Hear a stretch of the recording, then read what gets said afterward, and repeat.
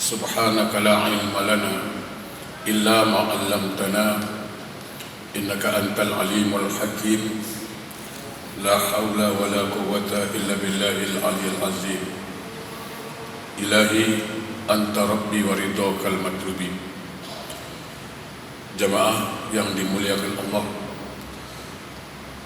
tidak ada lagi kalimat yang layak, yang pantas, yang patut untuk kita ucapkan selain mengucapkan alhamdulillah.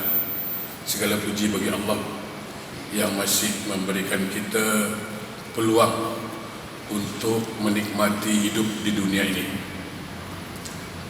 Kalau kita fikir-fikir,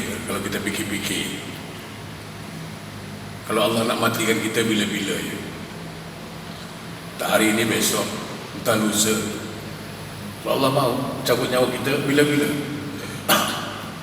tapi tak, Dia masih kasih kita peluang. Lalu kita bertanya sekarang, apa maunya Allah kasih kita hidup lagi ni? Nak tahu juga kan apa maunya Allah ni? Jangan sampai kita tak tahu. Allah masih kasih saya hidup hari ini. Allah minta apa? Apa yang Allah mau? Dua ni. Pertama, Allah tahu betul kita ni banyak salah. Tahu betul. Hari-hari bersalah. Hari-hari buat salah, hari-hari buat maksiat. Sama ada besar atau kecil lah. Ya kan? Nah, Allah kasih peluang hidup untuk apa? Untuk segera bertaubat. Subhanallah. Itu tanda sayangnya Allah pada kita. Dia tahu kita bersalah. Tak ada orang tak bersalah ini. Kullun nas khata' khairul khata' at-taubah. Semua orang itu pernah bersalah. Dan sebaik-baik orang bersalah, kata Nabi, orang yang mengakui akan kesalahannya. Nah, satu, Allah ingin kita bertaubat. Yang kedua, kita pun faham Allah ciptakan dunia untuk kita, tapi kita Allah ciptakan untuk akhirat. Ingat, Allah ciptakan dunia untuk kita, tapi kita Allah ciptakan untuk akhirat. Jangan terbalik. Jangan kita untuk dunia, bukan. Kita untuk akhirat. Dunia untuk kita. Artinya apa? Bagaimana dunia ini kita raih, kita gapai, kita capai untuk menjadi bekal kita ke akhirat itu. Jadi pertama, Allah tahu kita berdosa, Allah kasih peluang hidup lagi untuk bertaubat. Yang kedua, Allah tahu bahwa di akhirat sangat diperlukan bekal. Allah kasih peluang untuk beramal soleh. Dua ni. Subhanallah, ya Allah. Kalau dua ni tak dibuat, orang apa jadi? Dikasih hidup lama sampai 70 tahun, taubat tidak, buat amal soleh pun tidak. Ya? Jadi apa kata lagu Negeri Sembilan tu, apa kono yang jang, lagu dia tu. Ya kan? Dah umur 70 tahun, tak juga masjid, tak juga sembahyang, apa nak jadi? Saya nak ke biji kemiri, tu abang ke tak sadar diri dulu. Baik, hari ini ya, salawat dan salam tentu tidak lupa sama-sama kita sanjungkan keharibaan junjungan alam Rasulullah sallallahu alaihi wasallam. Mudah-mudahan kita semua mendapat syafaat dari beliau kelak di akhir. Amin Allahumma amin. Saya mohon maaf, badan saya agak kurang sehat memang. Kajian kita hari ini ialah bagaimana kita supaya dapat menjadi hamba Allah yang paling utama. Itu kita capai. Macam mana kita menjadi hamba Allah, menjadi orang yang paling utama di sisi Allah. Saya perlu jelaskan, jadilah orang yang mulia, jadilah orang yang terhormat menurut Allah, bukan menurut manusia. Kita ni inginnya dihormati, dimuliakan oleh manusia. Tidak. Jadilah orang yang mulia, jadilah orang yang terhormat menurut pandangan Allah, bukan menurut pandangan manusia. Tapi kalau dengan manusia biasa-biasa saja. Aku ni orang biasa-biasa saja, senang. Baik, macam mana nak menjadikan kita menjadi hamba yang paling utama? Baik, sebuah sabda Rasulullah sallallahu alaihi wasallam, khaslatani la syai'in afdalu minhuma. Terdapat dua perkara, terdapat dua hal, tidak ada satu pun yang mampu melebihi yang dua hal ini. Ada dua perkara. Dua perkara ni tak ada yang mampu melebihinya. Kalau kita boleh buat dua ni, maka kita adalah hamba yang paling utama menurut Allah. Pertama, al-imanu billah. Jadilah hamba yang beriman pada Allah. Nanti kita kupas. Yang kedua, wan naf'ul lil muslimin. Jadilah manusia yang sangat berguna bagi orang muslim. Kalau dua ni kita boleh buat, dah luar biasa kita ni. Luar biasa. Tapi kalau tak boleh buat, biasa di luar. Yang boleh buat luar biasa, yang tak boleh buat biasa di luar. Pertama, iman. Pernah sahabat satu hari minta nasihat pada Rasulullah sallallahu alaihi wasallam, ya Rasulullah, nasihatilah aku. Mohon aku dinasihati. Tapi jangan panjang-panjang nasihat, takut lupa. Dia minta nasihat, jangan panjang-panjang, takut lupa. Singkat, padat, tepat. Apa kata Nabi? Qul amantu billah sumastaqim. Katakan, aku beriman pada Allah dan istiqamah di situ.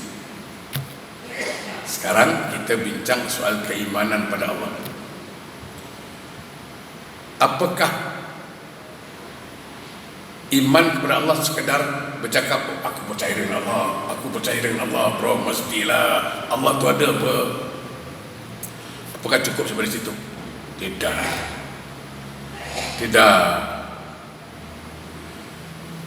Saya perlu jelaskan sedikit kaedah atau konsep iman itu. Sempurnanya iman seseorang dengan tiga sebab. Sempurnanya iman seseorang itu dengan tiga sebab. Satu, qaul bil lisan, ucapkan dengan lisan. Qaul bil lisan, ucapkan dengan lisan. Amantu billah, aku beriman pada Allah, aku percaya pada Allah. Wa tasdiq biqalbi, wa tasdiq biqalbi, tanamkan, benarkan dalam hati. Yang ketiga, wa amala bil arkan, amalkan dengan anggota badan. Baru sempurna imannya. Saya berulang-ulang menyampaikan, saya harus minta maaf, bukan niat menyinggung, tapi kalau tersinggung pun tanda sadar. Kalau dia tersinggung, tanda betul dia sadar. Kalaulah setakat mengatakan aku beriman pada Allah, aku percaya pada Allah, tapi tidak melakukan amal soleh, terutama solat, pertanyaan saya senang, apa bezanya dengan setan? Itu maka saya katakan, saya mohon maaf. Apa bezanya dengan setan? Kalau soal beriman, setan lebih dulu beriman kepada kita. Ketika Allah perintahkan iblis ini sujud kepada Adam, hormat, saya jelaskan betul-betul dulu. Allah perintahkan malaikat sujud pada Adam, jangan dianggap kepalanya sujud bawah, jangan salah paham lah. Wa yaqulu lil malaikati isjudu, seluruh malaikat suruh sujud. Maksud sujud sini hormat. Macam kita tulis surat, dulu kita ada tulis surat lah, sembah sujud buat bunda, kan ada tu. Sembah sujud buat bunda bukan nak sembah bunda, bukan nak sujud pada bunda, artinya bahasa penghormatan. Jadi harus dipahami. Jangan diingat, oh malaikat suruh sujud dengan manusia, bukan, hormat di sini, arti sujud hormat. Nah, seluruh malaikat sujud. Yang tidak mau sujud siapa? Iblis. Apa sebab? Aba wastakbar, angkuh dan sombong. Saya harus menjelaskan apa? Orang yang tidak mau tunduk patuh kepada perintah Allah adalah orang yang sombong. Seolah-olah tidak perlu sama Allah, padahal dia sangat memerlukan Allah. Apa yang terjadi? Wa kana minal kafirin. Sungguh kata Allah, engkau termasuk golongan kafir.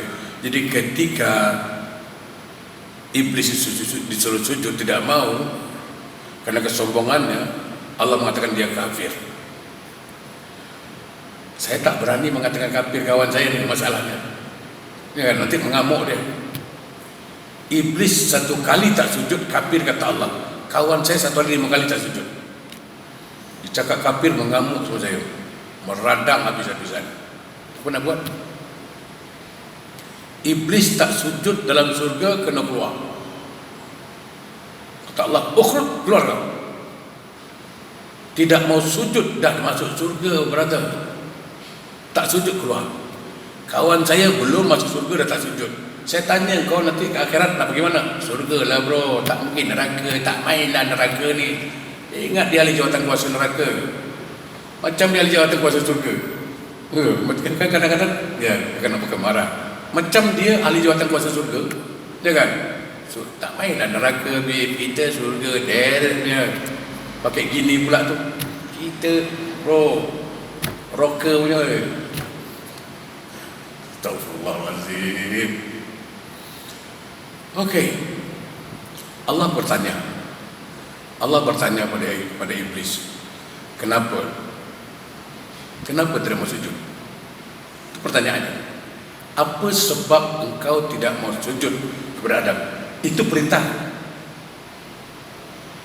aku kata Allah. Apa jawab iblis? Ini jawaban iblis apa? Ana khairu minhu. Hati-hati dengan bahasa ini bahasa iblis ini, jangan dipakai. Ana khairu minhu, aku lebih baik dari dia. Jangan pakai kalimat ini. Ini kalimat setan nih. Aku lagi best dah. Lagi best aku. Dia ngaji tak ada lah, aku lah. Dah. Stop. Buang. Semua ni. Ini semua apa? Aku punya ustaz lagi kelasnya. Oh. Baik. Jangan. Merasa jadi orang baik bagus. Merasa baik itulah dia setan. Jadi orang alim bagus, merasa alim jangan. Jadi orang pandai bagus, merasa pandai jangan. Itu dia. Khalaqtani min narin wa khalaqtahu min tin. Aku lebih baik dari Adam, sebab engkau ciptakan aku dari api, Adam dari tanah. Maka aku lebih mulia dari Adam. Aku takkan hormat. Jadi kalau ditanya, apakah iblis beriman pada Allah? Beriman. Sebab dia mengatakan engkau ciptakan aku dari api, berarti iblis percaya dengan Allah, cuma tidak mau tunduk kepada perintah Allah. Saya rasa paham sampai di sini. Understand lah semua kan? Kalau setakat mengatakan aku percaya sama Allah, kalau setakat mengatakan aku beriman pada Allah, tapi tidak tunduk pada perintah Allah, saya rasa nasibnya tak jauh beda dengan iblis.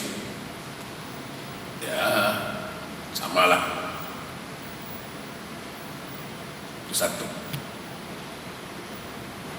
Jamaah, saya ingin membuat beberapa contoh yang mudah. Begini, katakanlah satu hamba Allah ini baik sama kita, baik sangat dia. Kalau kita mengadu dia tolong, ya kan? Ji, tolonglah Ji, saya nak balik kampung, duit tak cukup Ji. Berapa nak duit? Saya ingat kurang-kurang lalu $100. Tak payah pinjam lah, ambil $100, not small matter. Bagus. Ji, apa lagi? Saya ingat nak bayar bil listrik tak cukup lah. Berapa kurang? 50 lah. Apa kalau kesusahan kita dia tolong untuk cerita. Baik dengan kita. Apa kita minta bantuan dia tolong, dibantu. Satu hari dia buat pesta, buat kenduri, jemputan anak dia nikah. Anak dia nikah, dia jemput. Pasal dia baik dengan kita, dia jemput kita lah. Apa perasaan kita kalau tak datang? Itu pertanyaannya. Kita akan usahakan datang, ya kan? Kita berusaha untuk datang. Kenapa? Jangan tak datang, Bib. Tak sedap lah, dia baik punya.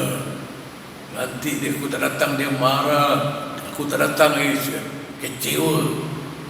Pasal dia banyak tolong aku tau. Oh, bagus perasaan itu. Pertanyaan saya, Allah tak baik dengan kau? Kurang baik Allah tu? Rezeki dia kasih, nyawa dia kasih, sehat dia kasih, dia suruh datang di rumah ni, kau tak datang pun. Ya kan? Allah sudah datang ke rumahnya. Ni kalau sudah datang ke rumah Haji tu kan, kau mati-mati datang, naik bas, naik MRT lagi. Nak jaga perasaan Pak Haji ni, jangan dia baiknya. Dia undang ke rumah dia, datang bro, mesti datang. Habis Allah kurang baik? Allah kurang baik? Ya kan? Harta dia kasih, hari-hari kau minta dengan dia. Ini bukan marah bagi tahu. Jangan cakap marah pula, bukan. Ustaz tak boleh marah, kena jual. Ya kan? Berapa baiknya Allah lagi? Allah panggil lagi. Hayya 'alas salah. Selamba je dia. Padahal dia minta dengan Allah. Ya Allah, murahkan rezekiku ya Allah. Ya Allah, sihatkan badanku ya Allah. Ya Allah, capaikanlah cita-citaku ya Allah. Allah panggil lah. Kau nak cakap tadi, kau minta kan? Allah kata, dipanggil Bilal, hayya 'alal falah, mari menuju kemenangan. Kau nak minta apa? Sinilah, datanglah. Tak tolong rumah, datang. Tak datang. Kita tengok macam mana. Macam mana kita ni? Itu satu contoh. Contoh kedua, kita bekerja. Kata security lah, senang cakap security, gate. Bos cakap dia jaga rumah tuan. Tuan besar, Tuan Takur. Tuan Takur tu panggil, sini sekejap.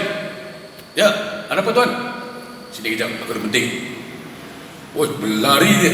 Ya tuan, kau beli nasi goreng kejap boleh? Oh boleh. Nasi goreng tau. Ya, mi goreng 2. Boleh tuan. Pergi cepat, tak boleh tunggu. Tuan panggil, tak datang, kena berhenti besok. Tengok, Allah panggil dia slow je dia. Tengok. Jadi kita ni meletakkan Allah masih di standar di bawah manusia ni kan kurang ajar. Ya kan?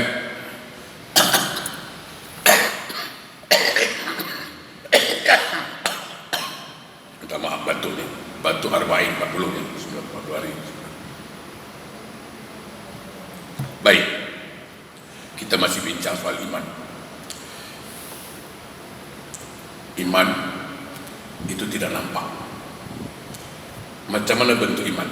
Tidak nampak.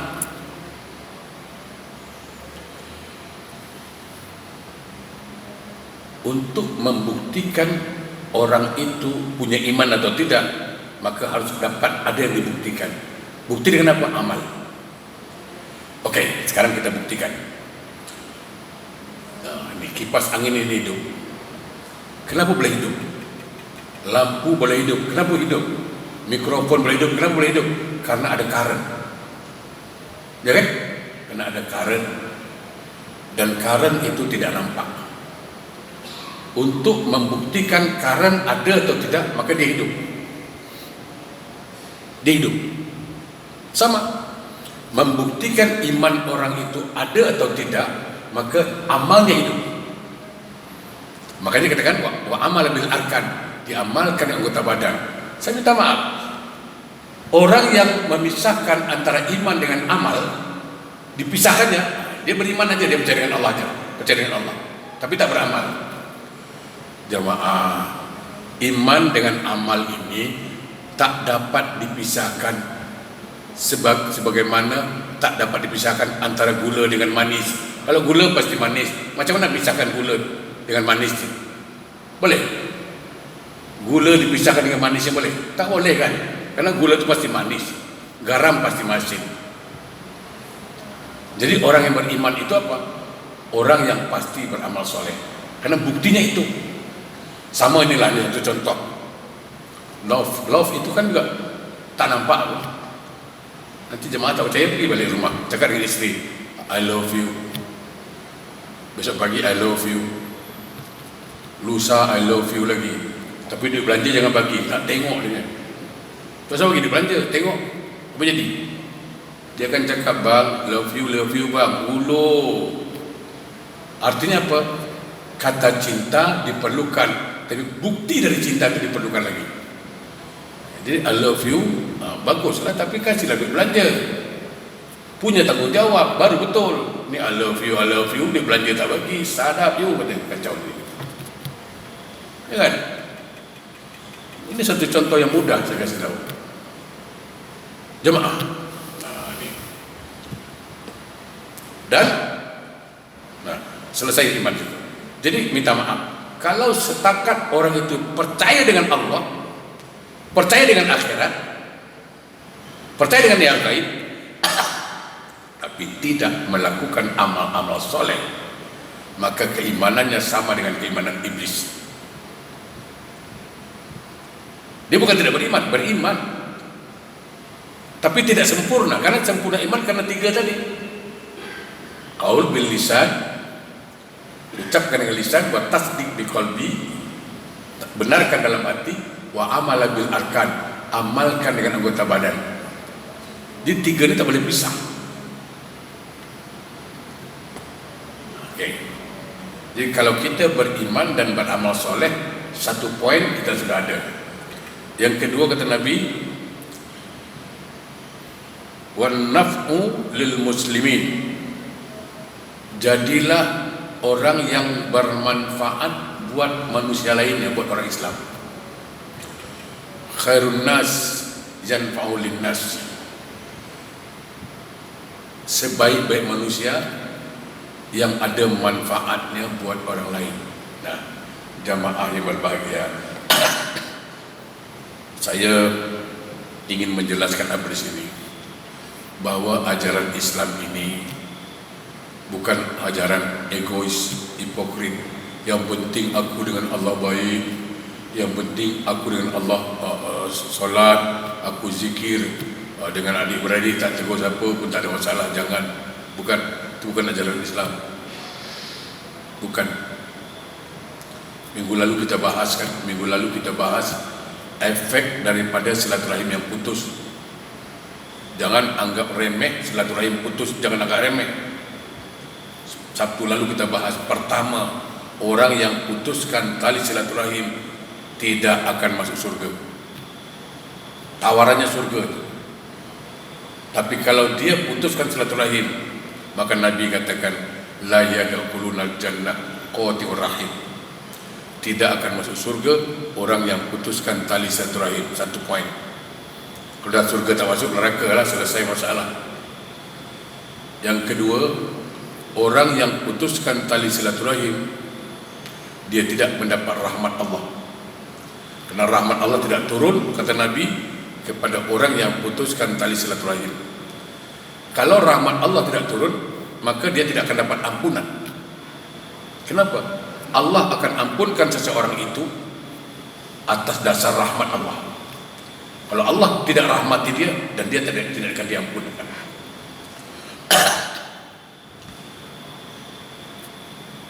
Dan dia tidak akan masuk surga. Kenapa? Karena surga dimasuki atas dasar rahmat Allah. Satu hal lagi, sebuah hadis Nabi yang diriwayatkan oleh Anas bin Malik, khamsatun laisat lahum salatun, ada 5 golongan mereka yang solat tapi tidak diterima Allah. Kita bahas lalu sekedar mengingatkan, jadi jangan ego. Ada 5 golongan manusia solatnya tidak diterima Allah, bukan tidak sah. Kalau sah itu urusan fikih itu. Cukup syarat dan rukun sah, tak cukup syarat rukun batal. Ini bukan cerita sah, cerita Allah tak terima. Di antaranya apa? Wal musarrif. Wal musarrif. Ma makna musarrif? Apa itu musarrif? Kata Nabi, orang yang tidak mau berkata-kata, berbicara dengan saudaranya lebih dari 3 hari, solatnya ditolak. Kalau solatnya ditolak, bagaimana puasanya? Kalau solatnya ditolak, bagaimana dengan tarawihnya Ramadan kemarin? Kalau solatnya ditolak, bagaimana dengan hajinya? Problem benar. Awalu yuhasabu abdul yaumal qiyamah salat. Yang pertama Allah tanya di akhirat salat. Iza saluhat saluhat sairu amalu, wa iza fasadat fasadat sairu amalu. Kalau salatnya diterima, yang lain diterima. Kalau salatnya ditolak, yang lain ditolak. Jadi jangan anggap remeh. Aku tak tegur, dia pun hidup, bro. Aku tak tegur pun hidup. Ini bukan soal hidup, brother. Aku tak tegur, dia pun happy aja, happy. Sekarang happy lah, besok di akhirat kau tahulah happy tak happy. Maka Allah tawarkan surah An-Nisa ayat 1. A'udzubillahi minasyaitonir rajim, wattaqullaha allazi tas'aluna bihi wal arham. Kata Allah, takutlah kepada Allah, takutlah padaku, kata Allah, jaga silaturahim. Yang saya dah bahas. Ketika ada saudara kita minta tolong, kita tolong. Kita ingin menjadi orang yang bermanfaat. Kita di masjid ada manfaat, di rumah barangkali jadi suami bermanfaat. Sekarang kan banyak suami itu dengan orang lain ramahnya minta ampun, dengan perempuan lain, dengan bini sendiri ya Allah garang itu. Banyak. Dulu waktu muda pak motor, isteri sebelah belakang, isteri cakap apa? Bang sejuk bang. Dah tahu sejuk peluk lah cik. Waktu muda kan, masih baru kahwin, ngadu isterinya, bang peluk lah bang. Bang sejuk lah bang, pagi-pagi ni pukul 5, 6 pagi tau kerja. Kayak motor kan dulu. Bang sejuk lah bang, peluk lah, dah tahu sejuk cik. Cuba dah tua-tua sekarang, cakap lah kalau berani. Naik motor, bang sejuk lah bang. Siapa suruh ikut? Duduk rumah kan baik? Kena marah sekarang ni, ya kan? Kalau waktu muda, ya kan? Kalau waktu muda, ya kan? Bang sejuk bang, peluk lah. Sekarang cakap lah, bang sejuk lah bang. Siapa suruh ikut? Tinggalkan baiknya itu. Saya cuma ingatkan begini, jemaah. Satu kalimat saja, tak banyak. Siapa yang pernah pergi Johor, ya kan? Ada satu stesen bas namanya Lakin. Nah, ni supaya paham. Begitu turun dari Lakin, nanti ada orang sound, Kelumpo, Kelang, Kelumpo, Kelang, Kelumpo, Kelang, Kelumpo. Tahu tak? Dia suruh kita pergi Kelumpo, pergi Kelang, tapi dia tak pergi sampai sekarang. Sampai sekarang tak pergi. Dia suruh kita je. Turut Kelumpo, Kelang, Kelumpo, Kedah, Kelantan. Dia suruh kita pergi Kelumpo, tapi dia tak pergi. Jangan macam itu. Suruh bini jadi baik, tapi dia tak jadi suami yang baik. Itu sama ya orang Lakin. Kan ada tuh. Kau jadi isteri soleha, kau jadi baik, nak masuk surga, cik. Tapi suami tolak dam hari-hari ke blok. Bukan begitu. Tidak mungkin bayang-bayang lurus kalau kayunya bengkok, ya kan? Bagaimana istri mau soleha kalau suaminya tak soleh?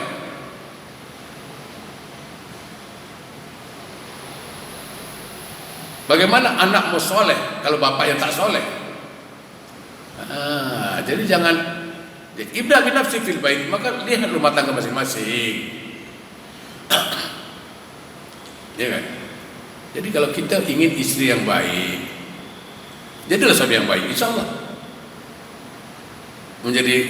Agar kita menjadi anak kita baik, jadilah bapak yang baik, insya Allah. Sedangkan kita didik anak kita pun degil kadang-kadang, apa kita didik. Jadi dua nih, satu beriman pada Allah, yang kedua ada manfaat buat orang lain. Kalau ada hal orang jadi kita, itu dia. Kalau dia ada bagus tau, dia tenaga boleh tahan, dia tolong punya, clear punya, itu dia orang manfaat. Tapi ada orang ada dia tak payah menyampah aku, itu dah kacau dulu. Ya kan? Baik, saya kira cukup dulu, insyaAllah. Semoga ada manfaatnya. Minggu depan kita sambung lagi. Yang benar nanti Allah, yang salah dari saya.